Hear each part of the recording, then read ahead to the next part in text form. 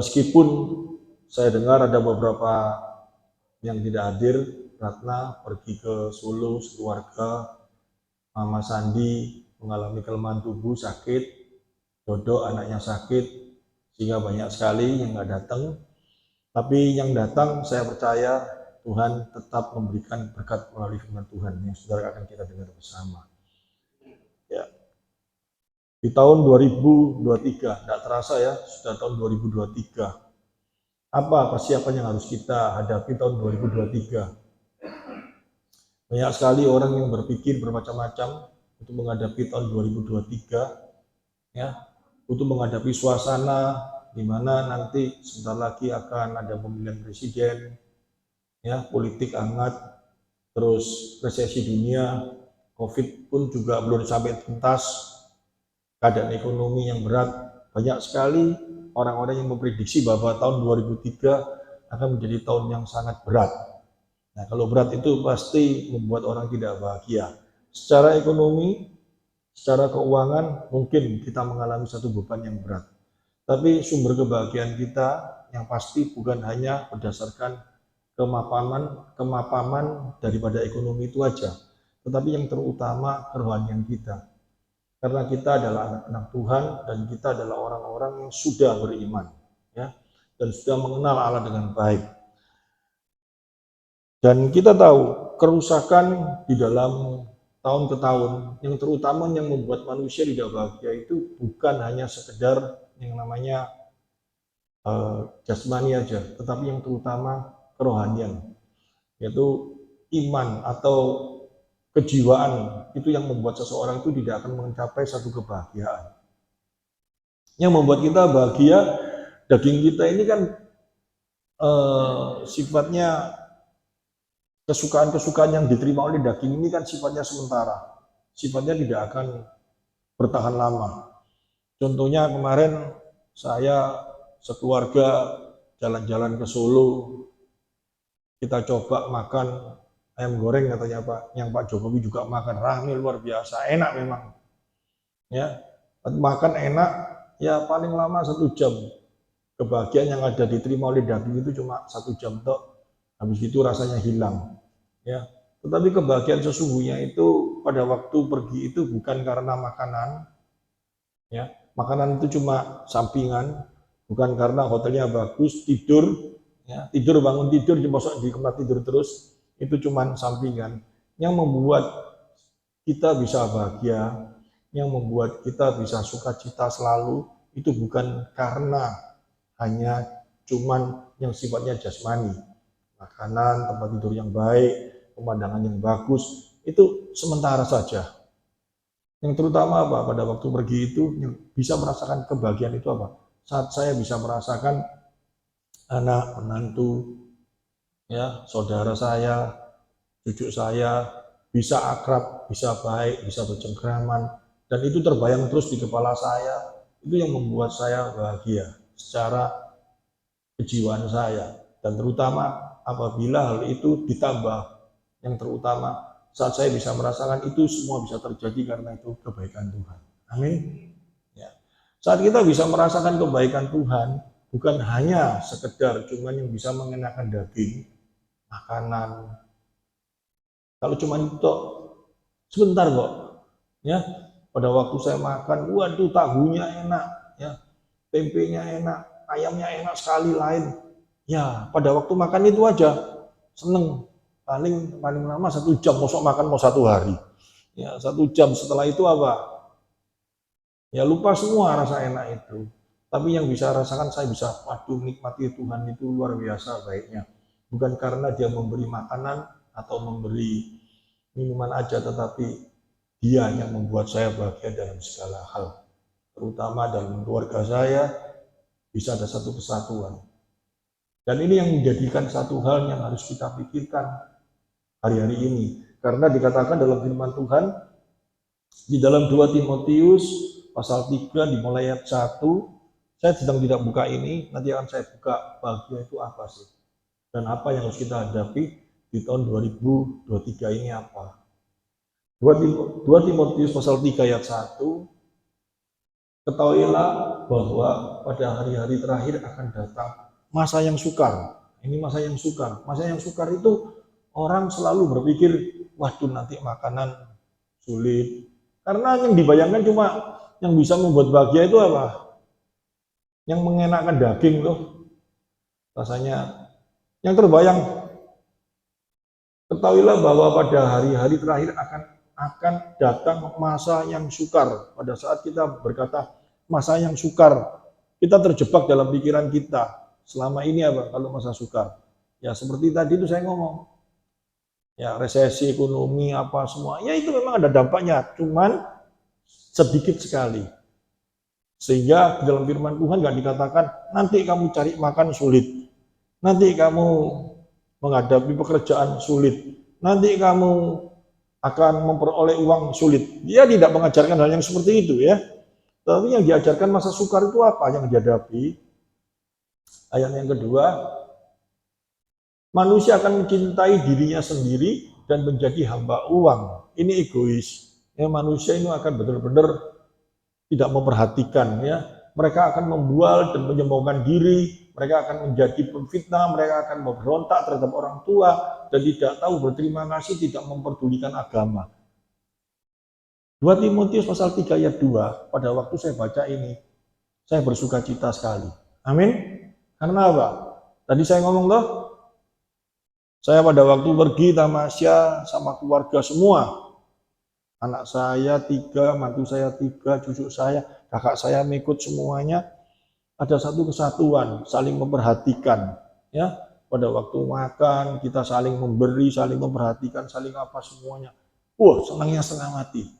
Tuhan begitu baik. Meskipun banyak sekali orang yang egois, banyak sekali orang yang dikatakan di sini manusia mencintai dirinya sendiri, tapi enggak. Dalam keluarga saya ada satu kesatuan, ada satu hal yang membuat saya cinta luar biasa, senang luar biasa, bahagia luar biasa. Dan itu nggak cuman pada waktu duduk kita makan, itu akan terkenang terus dalam pikiran saya. Kemarin saya pulang capek, saya tidur, saya renungkan, wah Tuhan baik. Anak mantu saya semuanya baik seperti ini karena Tuhan. Padahal di luar banyak sekali orang yang berkata, wah terjadi percekcokan gini. Tapi kok bisa baik itu semua? Itu kebaikan Tuhan. Amin. Ya, jadi situ masalah yang harus jadi perhatian kita, harus perhatian kita. Bagaimana hal ini supaya terjadi di dalam lingkup orang-orang percaya. Amin. Ini 2 Timotius pasal 3 ayat 1 dan 2 ya. Ini berlaku bagi semua orang, tapi bagi orang percaya dikasih tahu tuh hati-hati. Berarti kita ini bisa nggak terlewatkan hal ini? Bisa kalau kita benar-benar hati-hati. Amin. Ya, caranya bagaimana? Caranya bagaimana? Supaya ya anak kita, menantu kita, ya lingkup kita sendiri, keluarga kita sendiri, saudara kita bisa bersatu, bisa saling memperhatikan, bisa saling memberi, bisa saling ya apa ya? Kalau orang Surabaya ngomong itu saling memperhatikan dengan memberi sesuatu, bukan cuma memberi, tetapi begitu mengasihi. Ya, saya nggak bisa ungkapkan rasa yang seperti ini. Bagaimana caranya? Satu, hanya Tuhan yang ditaruh di tengah-tengah. Amin. Ya, caranya bagaimana? Caranya bagaimana kita supaya bisa semua mau mengalami hal kebahagiaan toh? Amin. Tahun 2023 ini semua ingin bahagia toh? Semua ingin nanti mengalami satu kesenangan toh? Satu yang luar biasa, tapi jangan sampai keliru pikirannya. Pikirannya keliru apa? Tahun 2023 aku harus sukses, punya duit banyak, anakku harus kerja, nanti maju gini ini yang membuat bahagia. Tak jamin kalau pikiran Anda seperti itu, Anda tidak akan bahagia. Karena sumber bahagia itu bukan cuma itu aja. Di firman Tuhan ini jelas sekali. Meskipun anak kita uangnya banyak ya, uangnya banyak, segala sesuatunya banyak, harta benda banyak, tetapi coba dibayangkan, anak kita tidak berbakti sama kita, menantu kita melawan kita, cucu kita tidak di dalam Tuhan, saudara kita saling perang, sangat apalagi dikatakan, coba lihat, kita lihat di bawah. Coba kita lihat di bawah. tidak tahu mengasihi, tidak mau berdamai, suka menjelekkan orang, tidak dapat mengekang diri, garang, tidak suka yang baik. Duitmu sak gunung, ya, duitmu sebanyak mungkin, hartamu sebanyak mungkin, tapi dalam keluargamu, yang namanya keluarga ini apa? Ini saya sebutkan tadi toh, anak, menantu, cucu, istri, papa, mama, saudara, itu kan keluarga toh, lingkup kita sendiri. Kalau tidak tahu mengasihi, tidak mau berdamai, suka menjelekkan satu dengan yang lain, saudara saling ngelek-ngelek, terus yang terjadi seperti itu. Bok duitmu seluruh dunia ini ada bagian enggak? Nggak ada. Kebahagiaan itu bukan terletak di apa yang kita miliki di dalam dunia ini, tetapi apa yang ada di dalam lingkup kita, ada satu kesatuan, dan kesatuan itu di dalam kuasa Tuhan, itu sumber kebahagiaan kita. Amin. Nah, ini harus kita rubah dulu yang ada dalam pikiran kita. Kalau enggak, yang dicari cuma itu tok. Tapi coba misalkan dalam keluarga sederhana sekali ya, rumah enggak besar, biasa, kehidupan sederhana, tapi suami istri saling mengasihi, anaknya begitu mengasihi, dekat, saling terus bisa mengasihi. Kebahagiaan luar biasa enggak? Sangat luar biasa. Uangnya banyak luar biasa. Tapi setiap saat saling ego sendiri-sendiri, terjadi perkelahian, rasanya mau pecah kepalanya. Oleh karena itu, pada saat orang baca, tadi saya pancing dengan kata-kata dan 2023 akan terjadi resesi, gitu, ekonomi berat gini-gini, langsung pikirannya apa? Harta, bener ya? Yang membuat kita nggak bahagia. Tetapi sesungguhnya enggak, di dalam 2 Timotius pasal 3 ayat 1 sampai 3 ini dikatakan sumber kebahagiaan kita itu bukan di sana. Sumber kebahagiaan lawannya daripada ini loh. Kalau dalam keluarga saling mengasihi. Wah, ada perkelahian, ada gegeran sebentar, cepat terjadi perdamaian. Saling bukan munafik ngangkat bukan, tapi saling mengisi, saling memberitahu. Saling mengekang diri itu bukan menahan diri, mau marah enggak, bukan. Tapi saling menjaga. Gak ngamuan, nah itu saya belajar. Ya. Tapi saya ngamuk itu, marah itu bukan karena semaunya sendiri. Ya. Suka yang baik. Kalau ini terjadi dalam keluarga, senangnya luar biasa. Dan ini sebetulnya menjadi keinginan setiap orang. Cuma orang enggak tahu caranya bagaimana. Benar gak? Enggak tahu, orang semua. Saya tanya sama teman saya, dia cari duit banyak, anaknya dikasih duit yang banyak. Dikira dengan adanya duit banyak itu nanti anak-anaknya bisa saling mengasihi. Saling baik, karena duit banyak atau enggak iri-irian katanya. Seberapa duitnya, tetap iri-irian kalau enggak ada Tuhan. Tetap terjadi perkelahian, tetap terjadi apa? Ya, saling sombong. Saling meninggikan. Uangnya dulu saya pernah punya teman ya. Dia anaknya pada waktu enggak mampu, enggak punya apa-apa, dia ngomong, nanti aku besok kalau sudah bisa membiayai anakku dan anakku punya rumah bagus, punya mobil bagus-bagus satu-satu, mereka pasti saling seneng. Orang tua itu pikirannya kayak gitu, tapi enggak ditaruh Tuhan di tengah-tengahnya. Yang terjadi apa? Anaknya satu dengan yang lain, 3 orang anak itu loh, saling menyombongkan diri. Yang satu punya mobil bagus, yang satu nggak mau kalah sama kakaknya, dia harus lebih bagus.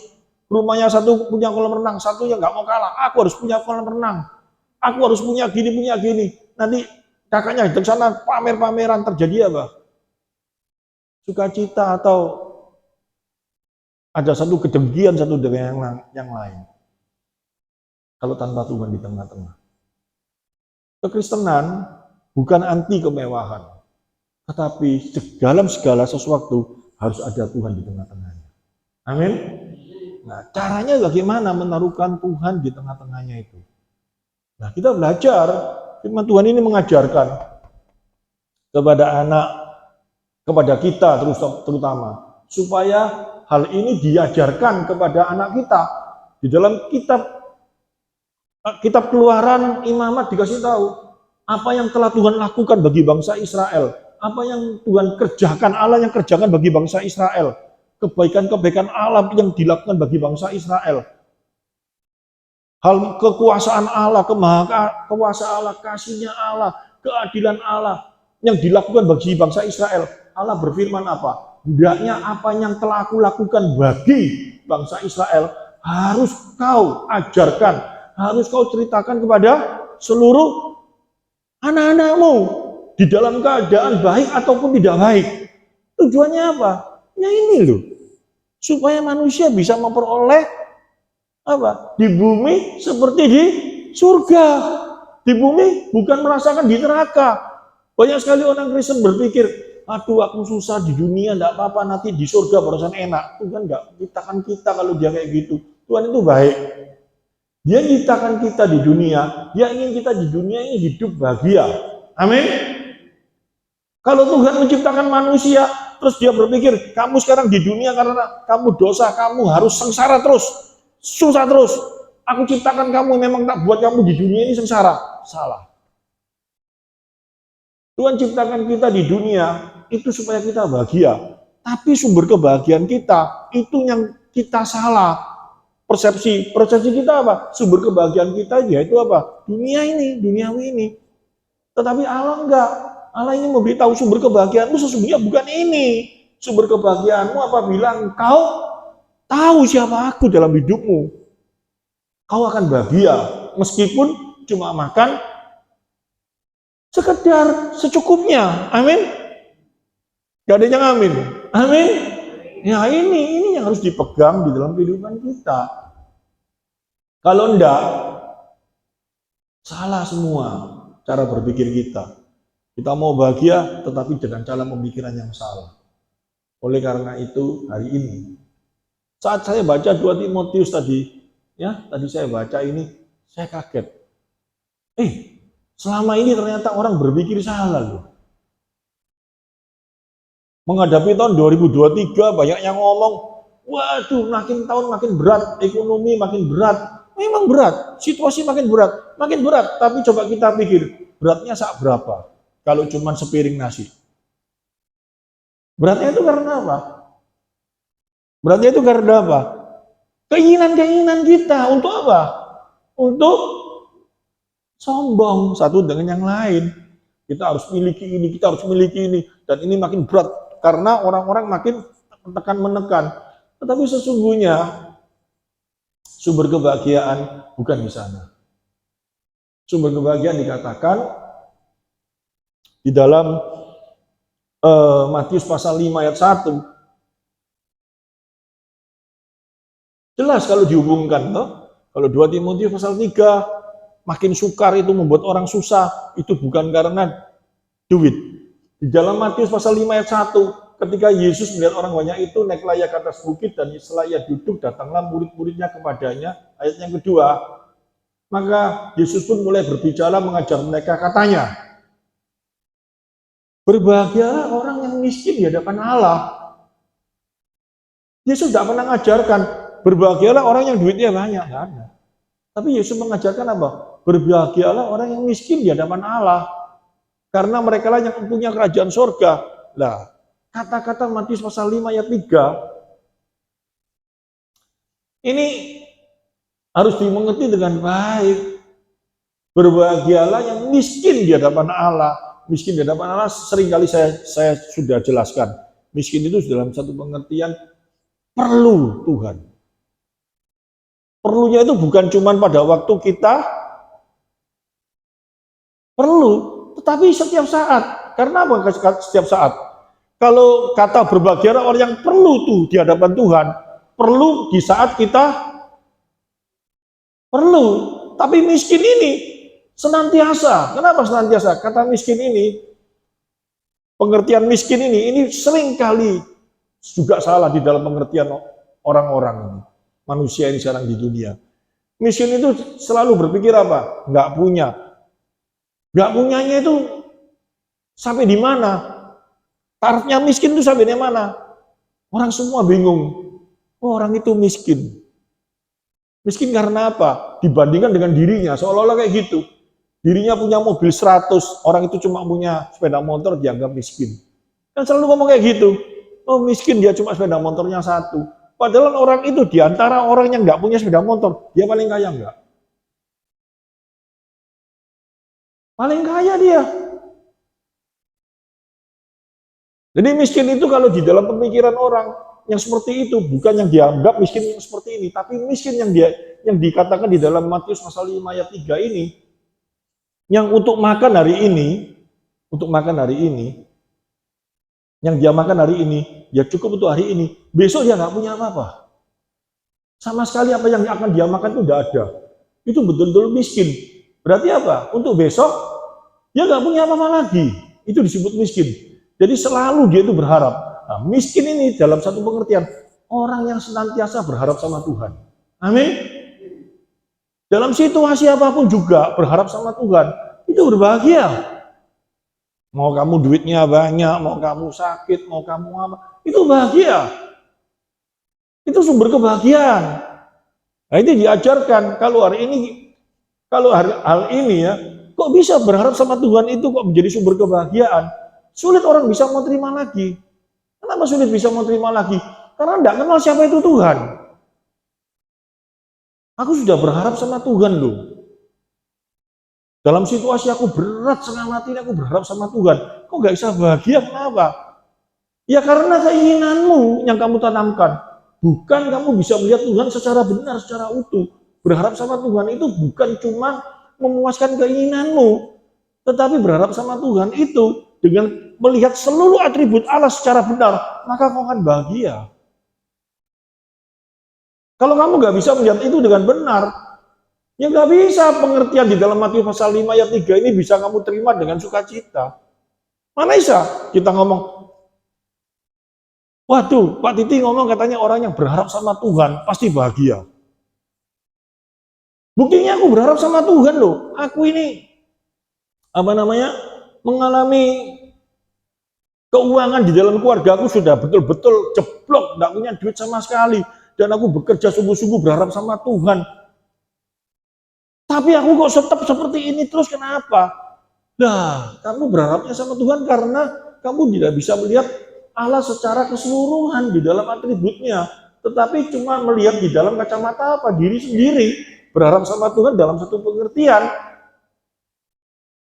Memuaskan nafsu kita, keinginan kita. Tuhan yang digambarkan harus disesuaikan dengan pikiran kita. Yang kita bisa bahagia.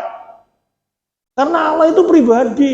Allah itu memiliki pribadi sendiri, memiliki keinginan sendiri, memiliki segala sesuatunya di dalam pribadinya sendiri. Kita harus memahami itu dengan benar, maka itu akan menjadi sumber kebahagiaan kita kalau kita berharap sama hal yang itu. Kalau enggak, tidak mungkin kita bisa mengerti di dalam Matius pasal 5 ayat 3 ini. Sampai kapan pun tidak bisa. Ditanya, sumber kebahagiaanmu mana? Allah, ya benar. Tapi kenapa kamu gak bisa bahagia? Lah iya, aku ini kayak gini tidak pernah dikasih sama Tuhan. Loh kalau seperti itu bukan Allah yang benar. Sumber kebahagiaanmu berharapmu bukan kepada Allah yang dimaksud di dalam Matius pasal 5 ayat 3. Tapi berharapmu kepada Allah yang kamu ciptakan menurut pikiranmu sendiri. Di dalam Roma pasal 1. Roma pasal 1 itu banyak sekali orang yang menyembah kepada Allah, tetapi Allah yang diciptakan oleh dirinya sendiri. Allah yang diciptakan oleh dirinya sendiri itu bagaimana bentuknya? Ya bentuknya ya seperti kalau kita menghayati di dalam Matius pasal 5 ayat 3 dengan satu pemikiran yang salah. Berharap miskin di hadapan Tuhan, berharap sama Tuhan, pengertiannya seperti itu. Tapi berharap kepada Allah yang kita ciptakan menurut pikiran kita, bukan berharap kepada Allah yang ada di dalam firman-Nya. Amin. Kalau kita berharap kepada Allah yang ada di dalam firman-Nya, kita mengerti kepada Allah yang ada dalam firman-Nya, pasti kamu bahagia. Ini sesuai dengan apa yang dikatakan di dalam firman Tuhan.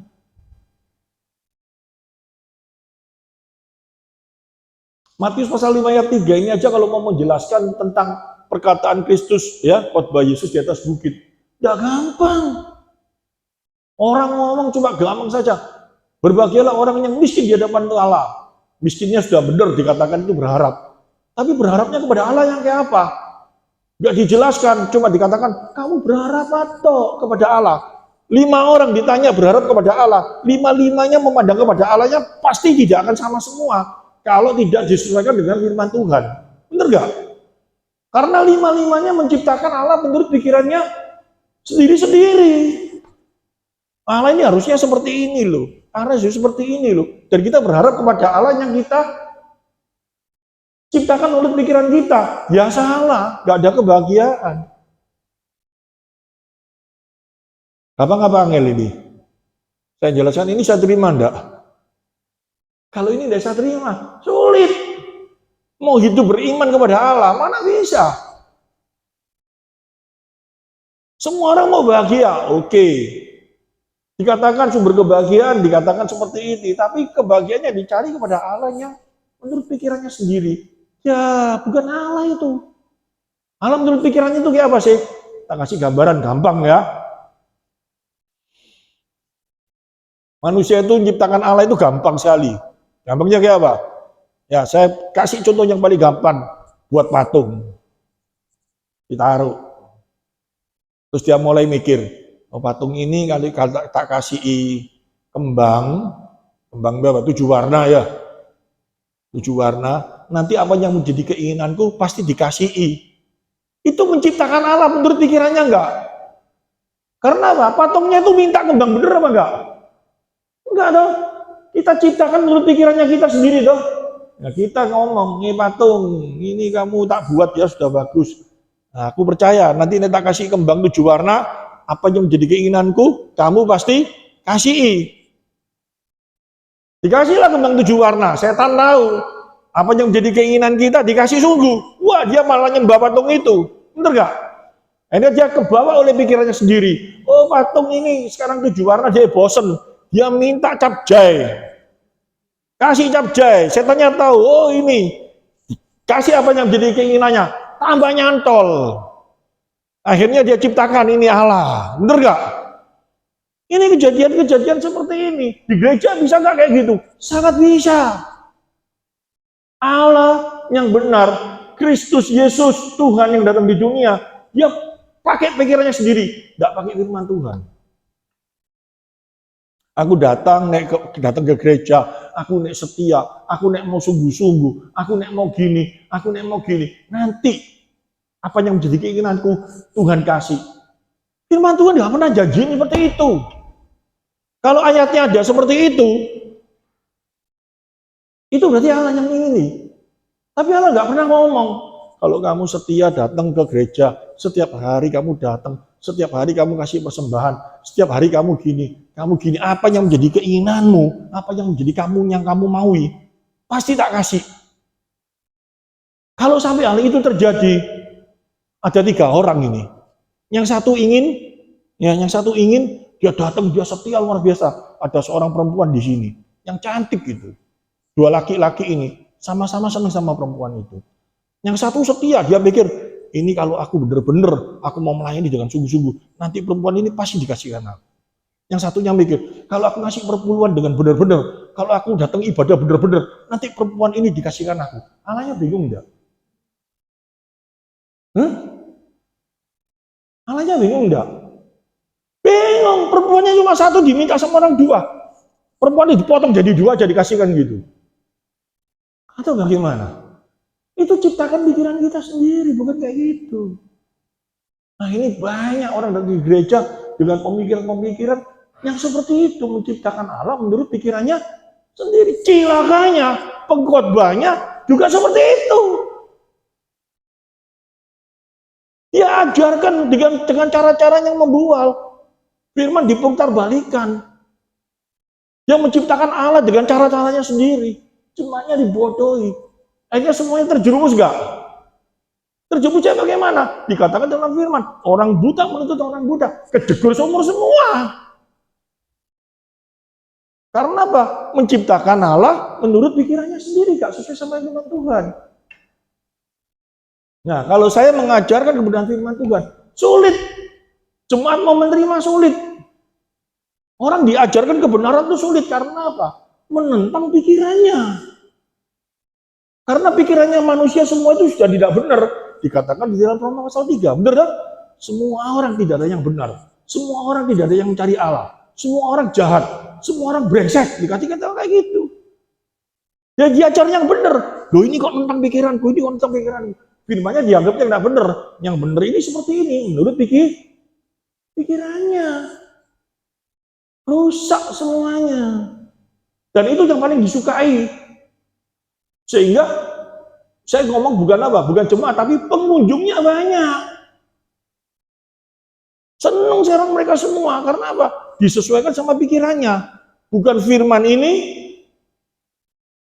yang menegur dan firman ini mengubah, tapi firmannya dirubah menurut pikirannya orang-orang itu. Sudah dikatakan sama Rasul Paulus melalui kuasa pimpinan Roh Kudus, memberitahu kepada Rasul Paulus untuk diberitakan, untuk dikasih tahu, hati-hati, nanti pada akhir zaman banyak sekali orang yang sudah diajar. Mereka mau diajar yang hanya apa? Menyenangkan telinga mereka,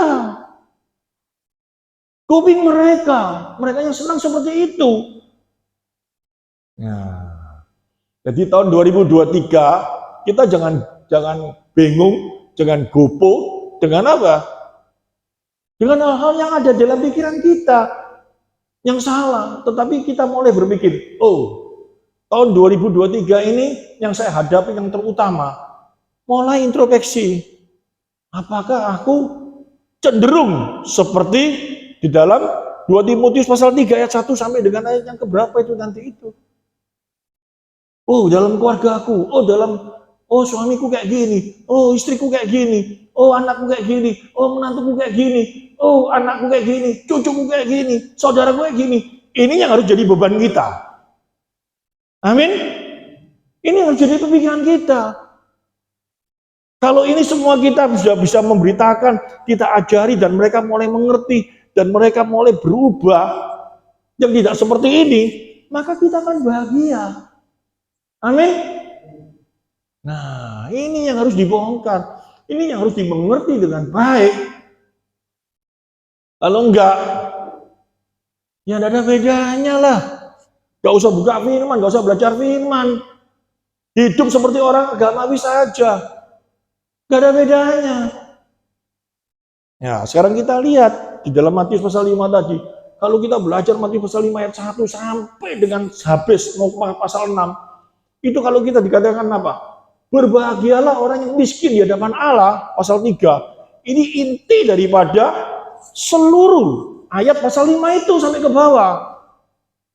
Kalau kita berharap sama Tuhan, kalau dikatakan sudah berharap, otomatis kita memiliki hati yang lembut, memiliki apa, mengampuni apa, semua itu ada dalam diri kita semua. Ke bawahnya dikasih tahu. Maka kita terhadap satu dengan yang lain, seperti khotbah saya yang lalu, kalau kamu ditempeleng pipi kiri, kamu kasihkan kanan. Bukan kita orang gendeng. Nanti maksudnya, orang gendeng itu apa? Kita bukan diajari jadi orang aneh dalam dunia ini. Bukan itu diterima secara literal, bukan. Ada orang nempeleng kita, wah, sesuai firman Tuhan. Kasih yang kanan lagi sekali, gak apa-apa. Wah, gitu. Bukan, firman Tuhan bukan ngajarkan kayak gitu. Bukan masalah tempeleng itu seperti itu. Diajarkan apa? Kalau Tuhan menjadi pegangan kita, kalau kita mengerti itu siapa Tuhan, maka dalam hidup kita tidak hitung-hitungan sama orang. Oh, orang ini jahat sama aku, orang ini tidak baik sama aku tidak mau baik sama dia. Oh, orang ini baik sama aku berusaha baik sama dia. Memangnya lu Tuhan? Tuhan aja nggak seperti itu, dikatakan di dalam Matius pasal 5 kalau kita baca terus itu apa? Tuhan memberi hujan kepada orang yang baik apa yang orang jahat? Mau baik mau jahat dikasih hujan semua enggak? Iya, dikasih semua. Kalau lu bukan Tuhan aja mau pilih-pilih gitu, Tuhan aja nggak seperti itu. Dikatakan ayat kayak gitu toh. Oleh karena itu, ojo hitung-hitungan. Pengertian seperti ini nggak akan bisa masuk dalam otak kita kalau kita tidak melihat secara komprehensif. Kalau kamu disuruh jalan 1 meter, kamu akan berjalan 2 meter. Kurang gawe apa? Maksudnya bukan seperti itu, tapi Yang diajarkan, yang Yesus ajarkan itu dengan satu pengertian, kamu jangan hitung-hitungan kalau mau berbuat hal yang baik kepada seseorang. Amin. Kalau kamu hitung-hitungan, kamu nggak ada bedanya dengan orang memungut cukai yang nggak kenal Tuhan itu loh, memungut cukai itu. Maksudnya seperti itu. Sekarang saya dengarkan firman Tuhan. Kalau saya dengarkan beberapa firman Tuhan yang orangnya nggak nyampaikan nggak tepat itu sampai bingung saya.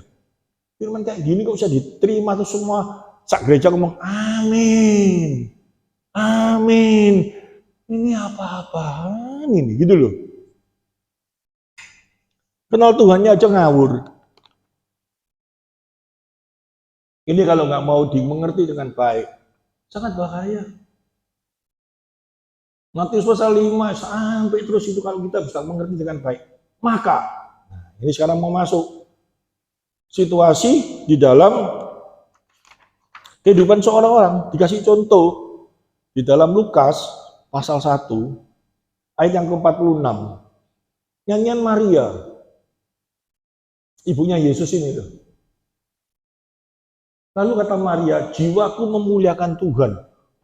Ini saya baca Lukas ya, Lukas pasal 1 ayat 46. Terus saya bayangkan kalau saya jadi wanita, jadi perempuan, yang tidak punya suami, yang pada saat zaman itu, seseorang apabila diketahui, ya, nyeleweng, atau jangankan hamil, nyeleweng, gak ada suami, itu dirajam sampai mati loh. Ngerti maksudnya? Seorang perempuan gak ada suami, tiba-tiba nyeleweng gitu ya sama laki lain, itu ketahuan, dirajam sampai mati. Apalagi hamil tanpa suami, malah petaka itu. Ngerti maksudnya? Masalah itu. Itu terjadi dalam kehidupan Maria. Masalah besar itu. Itu yang pertama. Yang kedua, setelah dia tahu, ternyata yang dikandung itu betul-betul adalah anak Allah. Yaitu apa? Allah yang datang di dunia sebagai manusia. Dan itu benar-benar terjadi dalam kehidupannya. Yang ngomong siapa? Yang memberitahu malaikat Gabriel datang dan ngomong langsung sama dia. Anak yang kamu kandung itu bukan kamu melakukan penyelewengan atau siapapun juga. Tetapi itu apa? Roh Allah yang turun ke dunia melalui kamu. Amin. Nah, dan saya mau tanya, kira-kira kalau itu hal itu terjadi dalam hidupmu, dalam hidup kita merasa kayak apa?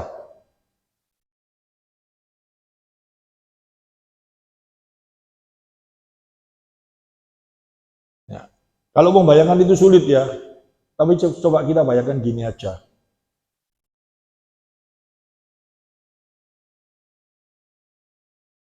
Tiba-tiba suatu saat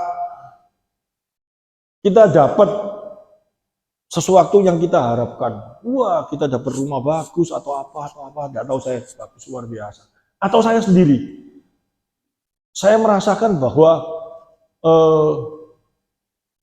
kok saya punya, kemarin saya bisa rasakan, saya berangkat, pergi tamasya, anak saya baik, mantu saya baik, istri saya baik, saudara saya, Tuhan kasih contoh cuma satu ya, saudara saya 4, sama saya 5, yang Tuhan kasih contoh 1, yang datang bersama dengan saya sama suaminya. Saya bisa merasakan, cik baik. Yang 3 masih belum Tuhan tunjukkan ya, yang 1 sudah tunjukkan, baiknya. Betapa baiknya, semuanya itu baik. Terus kalau saya berpikir, ya semua ini bisa baik karena saya sudah melakukan sesuatu untuk Tuhan, cilaka saya. Maka saya nggak akan bisa bahagia.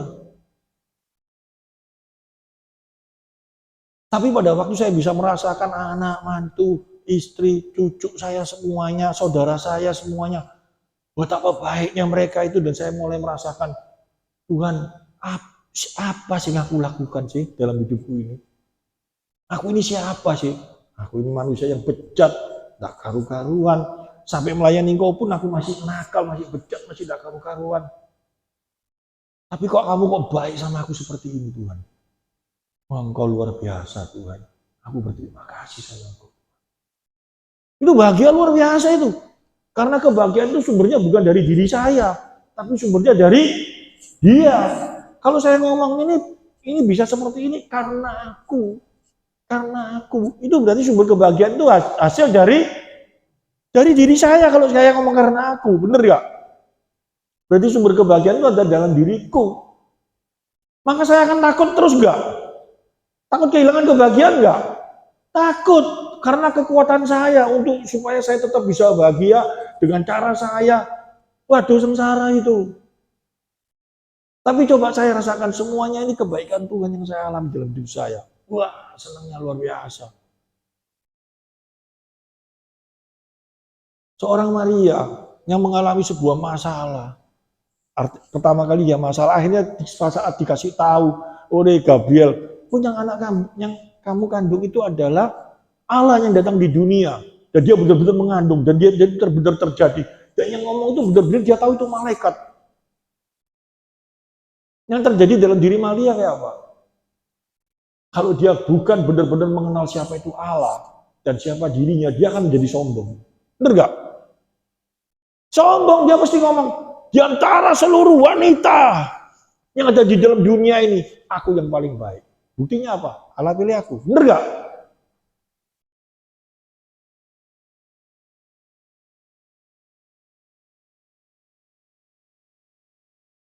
Yang ngomong kayak gitu tuh siapa?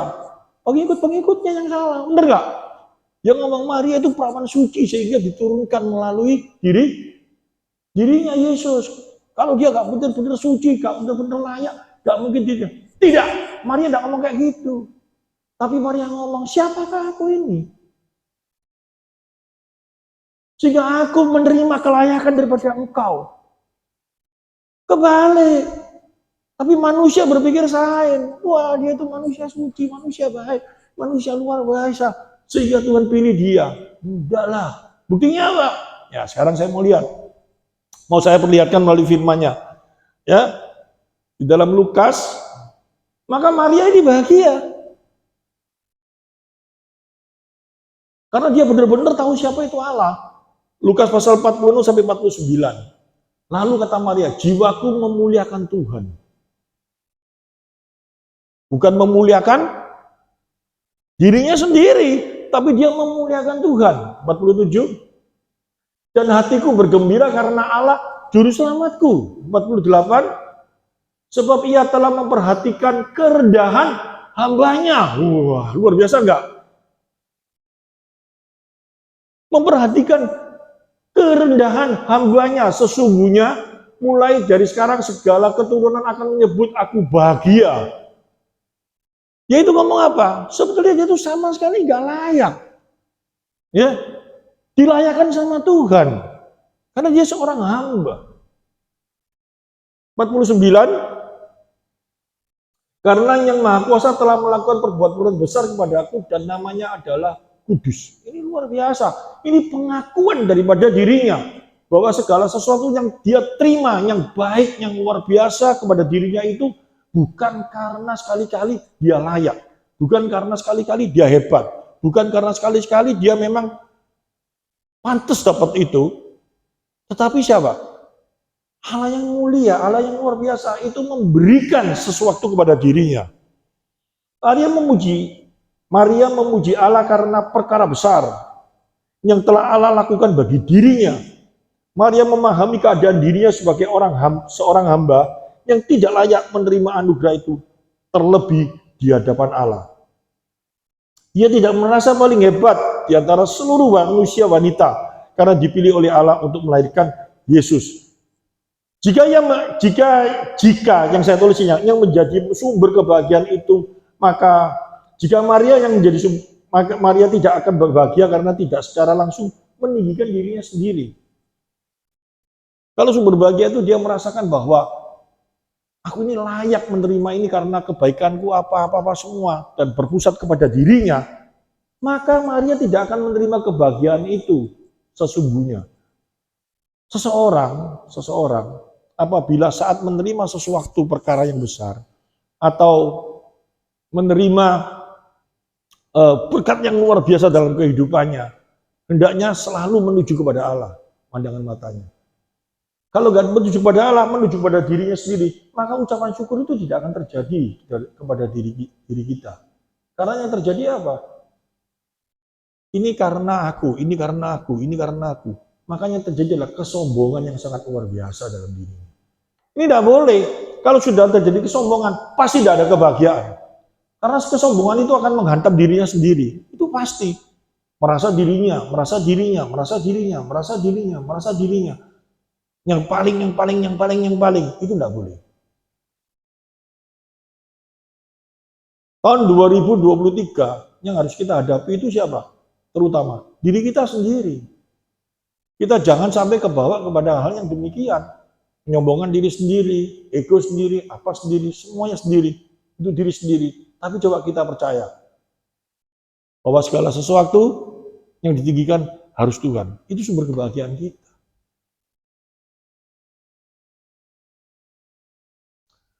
49 ya, kita mungkin sampai itu sekarang 49 sampai 53. Dan rahmatnya turun-temurun atas orang yang takut akan dia. Ia memperhatikan kuasanya dengan perbuatan tangannya dan mencerai-beraikan orang-orang yang congkak hatinya. Ia menurunkan orang-orang yang berkuasa dari tahtanya dan meninggikan orang-orang yang rendah. 53. Ia melimpahkan segala yang baik kepada orang-orang yang lapar dan menyuruh orang yang kaya pergi dengan tangan hampa. Ini luar biasa sekali. Dia bisa bahagia, dia bisa bersyukur, dia tahu siapa itu Allah dalam dirinya. Sehingga dia bernyanyi bahwa Allah itu adil. Keadilan Allah itu pasti terjadi dalam kehidupan setiap orang. Dia percaya Allah itu adil, sehingga dikatakan apa? Ayat yang ke-50. Dan rahmatnya turun atas orang-orang yang takut akan dia. Takut akan dia ini bukan takut kelihatan satu ketakutan, tapi menghormati Allah, meninggikan Allah, menomorkan Allah dalam hidupnya. Ya, rahmatnya turun. Rahmat itu bukan berupa kalau kita orientasinya selalu cuma harta, benda, duit, tok, repot.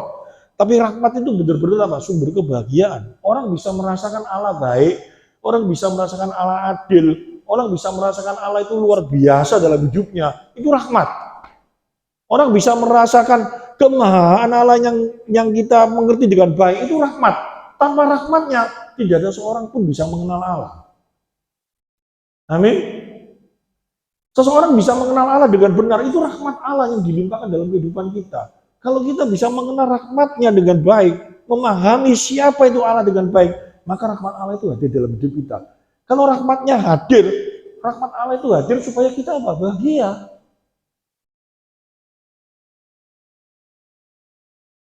Orang di gereja nggak mau cari, nggak mau memahami siapa itu Allah. Cari rahmatnya yang berupa apa? Cuma duniawi tok. Salah.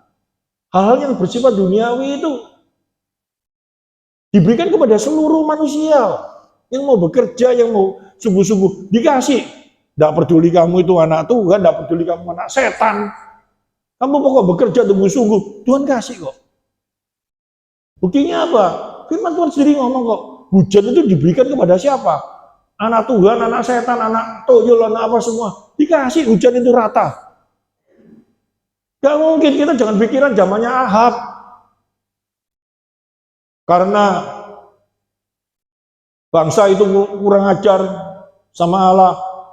Terus Elia datang sama Ahab, tidak akan ada hujan 3,5 tahun. Berarti bangsa itu dikutuk dan dikasih hujan 3,5 tahun. Itu pada waktu PL itu menunjukkan bahwa Allah memberikan kuasa kepada nabinya, apa yang diucapkan nabinya itu sesuai, pasti terjadi. Amin, digenapi. Tapi kalau hujan itu diberikan kepada semua orang. Setiap orang diberikan hujan, gak peduli. Dikatakan di dalam Matius 5 kok, Allah menurunkan hujan bukan memilih orang ini baik atau orang jahat. Benar ya? Semua orang dikasih.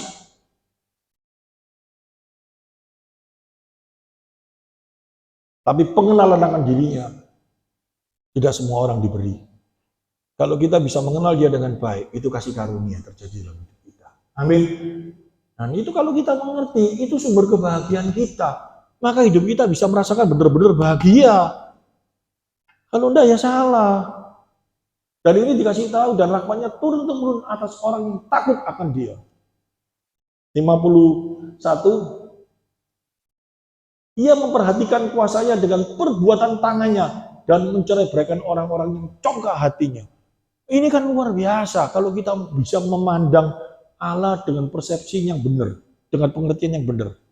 Hak penghakiman itu ada di dalam tangannya. Orang yang rasanya mau menghakimi tapi nggak bisa, itu sakit hati nggak? Bisa bahagia nggak? Bisa bahagia nggak? Nggak bisa. Orang ini benceng, orang ini nyakiti aku, orang ini kurang ajar, orang ini kita hantam kamu. Terus kita berharap sama Tuhan, kita berdoa, terus Tuhan hantam dia, Tuhan hantam dia, turunkan api, Tuhan hajar dia. Orangnya kayak gitu bahagia nggak? Nggak bahagia kalau doanya kayak gitu. Tuhan nggak minta doa kita kayak gitu kok. Tapi doa kita disuruh bagaimana? Ampuni orang yang bersalah kepada siapa? Kepada lu dan gue. Ngerti maksudnya? Ampuni dia. Kenapa sih kok seperti itu? Tuhan ngomong, hak penghakiman itu ada di dalam tanganku. Karena dia tahu kalau kamu mau menghakimi, sakit kamu. Nggak bisa bahagia. Tugasmu itu cuma apa? Ampuni. Setelah kita mengampuni, kita akan merasa bahagia nggak? Kita bisa mengampuni caranya kayak apa? Secara psikologi jiwa kita, nggak mungkin kita bisa mengampuni tanpa kita paham siapa Allah itu. Kalau kita paham siapa itu Allah, hak penghakiman bukan di tanganmu. Ampuni dia. Kita nurut, kita mengampuni benar-benar dengan kasih supaya dia bisa menerima Allah. Seneng nggak? Lebih seneng apa enggak? Seneng loh. Saya ngomong kayak gini saya dihantam kok. Bener. Ini ada YouTube saya nggak berani ngomong. Saya dihantam. Baru-baru ini saya agak mangkel sama saudara saya salah satu. Tapi saya tahu lah orang ini memang seperti ini. Ya saya ampuni dia. Saya ampuni. Bukan supaya Tuhan hantam dia, enggak. Saya ampuni dan saya doakan. Supaya dia berubah. Dan saya berharap dia menjadi baik. Itu lebih bahagia enggak? Daripada saya berharap dia menjadi jelek. Lebih bahagia mana? Woi. Kita berharap kepada seseorang yang gini ya, saya kasih gambaran secara kejiwaan ya. Orang ini dulu saudara sama kita misalnya. Berarti baik nggak? Baik toh? Ada kesan baik mulai kecil toh? Terus dia nyakiti kita, dia membenci gitu. Terus kita berdoa supaya dia dihajar, dia dibuat pengkor, dia dibuat apa. Itu secara kejiwaan sama kita berharap dia supaya menjadi baik, menjadi benar, menjadi bisa mengasihi Tuhan, bisa apa? Lebih senang mana di hati kita sebenarnya? Menjadi baik toh. Berharap waduh dia menjadi baik, itu lebih senang daripada kita berharap. Kalau kita tidak kenal, kalau kita tidak tahu orang lain, ya kita tidak usah berdoa, kita tidak bisa sakit hati, benar nggak? Kita bisa sakit hati karena dia dulu pernah baik sama kita, betul toh? Kalau dia dulu tidak pernah baik, tidak pernah kenal, kita bisa sakit hati sama orang yang tidak kita kenal. Aneh, ngerti? Ada jalan, orang tidak kenal, aku sakit hati sama itu. Nggak kenal, aku sakit hati. Ya orang kamu 6:30, ngerti? Kamu bisa sakit hati karena apa? Karena dulu dia pernah baik sama kita, bener ya? Terus sekarang kita ngomong, dulu kan baik aku sekarang aku rasanya kayak apa ya? Aku berdoa supaya kamu dikutuk, jadi kecoa, jadi apa? Tambah sakit hati enggak? Tapi coba kita mulai berpikir, aduh dulu dia baik, aku berharap dia sekarang akan lebih baik. Tuhan ubah dia, Tuhan lakukan Tuhan, aku mohon. Dia sebetulnya itu baik, tapi dia lalai, dia gini. Kalau kita berdoa seperti itu, lebih damai sejahtera enggak? Halo? Kalau kita berharap ngomong kayak gitu, lebih damai sejahtera, pasti lebih damai. Tuhan tolong dia Tuhan. Tuhan beri dia kemurahan. Tuhan ubah dia, supaya dia menjadi seorang yang baik. Dia memperhatikan kuasanya dengan perbuatan tangannya. Dan menceraikan orang yang congkak hatinya. Wah, kalau kita ngerti ini, wah aku punya Tuhan yang seperti gini. Dia itu adil. Kalau Tuhan mau menghukum, pasti dihukum. Tapi kalau belum dihukum, belum waktunya hukum, kita minta tolong sama Tuhan. Tuhan tolong dia Tuhan. Supaya dia berubah menjadi baik. Lebih senang nggak? Jauh lebih senang. Amin. Kalau Tuhan aja nggak mau hukum, kok kamu mau menghukum? Kalau Tuhan nggak mau hukum, ya kita mohon supaya dia dirubah menjadi baik. Amin. Dan itu kalau ada dalam diri kita, maka kau akan apa? Serupa dengan gambarnya. Kita ini manusia bejat, kita ini manusia harusnya dihukum. Tetapi kasih karunia kita menerima kebaikannya. Dan kalau kita harus seturut dengan apa yang dia lakukan, ya orang yang begitu menyakiti kita, kita ampuni supaya dia jadi baik. Itu kita lakukan serupa dengan Kristus, meskipun cuma sebagian kecil aja. Itu akan membuat kita bahagia. 52, ia menurunkan orang-orang yang berkuasa dari tatanya dan meninggikan orang-orang yang rendah. Nah ini kita kalau pengertian ini nggak saya jelaskan, maka kita akan ngomong, wes dia di tangan Tuhan. Orangnya kayak gitu disikat sama Tuhan aja. Tuhan tahu kok apanya. Loh, tidak ada bedanya. Ayat ini maksudnya bukan seperti itu, men. Ayat ini maksudnya bukan seperti itu. Tapi ayat ini maksudnya apa? Allah ini berkuasa. Kalau Allah nggak bertindak, kamu jangan seperti itu. Kamu harus mengampuni.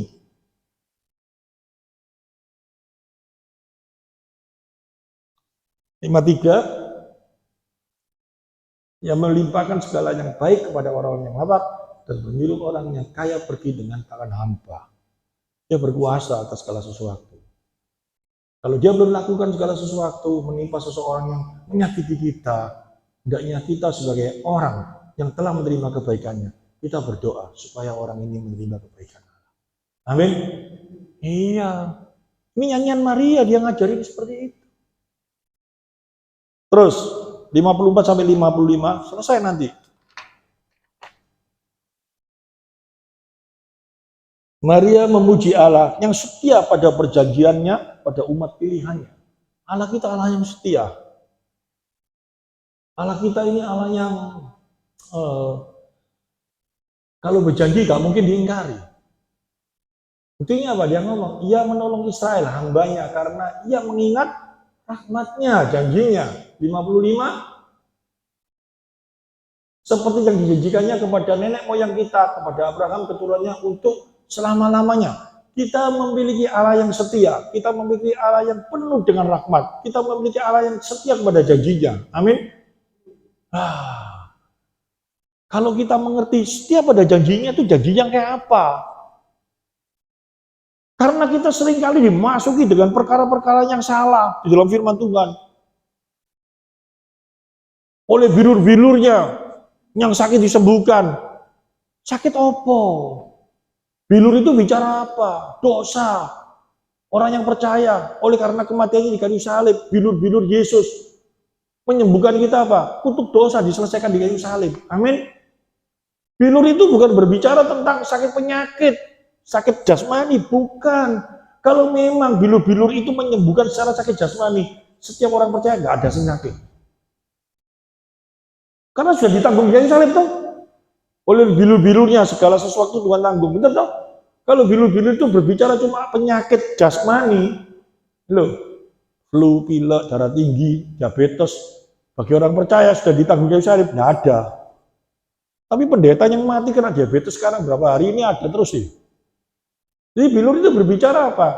Dosa. Dosa kita loh kan ditanggung di kayu salib. Yang dijanjikan ini apa? Bagi setiap orang percaya, yang dijanjikan itu apa? Kristus hadir dalam kehidupan kita. Wah, kalau kita mau mengerti ini dengan baik, betapa elok dan betapa luar biasanya di dalam kehidupan setiap orang percaya. Aku percaya, aku memiliki Allah yang sudah berjanji dan pasti digenapi dalam hidupku. Apa sih janji Tuhan yang digenapi dalam hidup kita? Kita banyak ayat-ayat yang meneguhkan itu. Roma pasal 8. Mulai ayat 1 sampai dengan itu Roh Kudus diberikan kepada kita, tujuannya untuk apa? Segala sesuatu Tuhan lakukan dalam kehidupan kita, tidak mungkin bisa gagal. Itu janji Tuhan di dalam perjanjian baru. Dalam perjanjian lama apa? Dikasih tahu.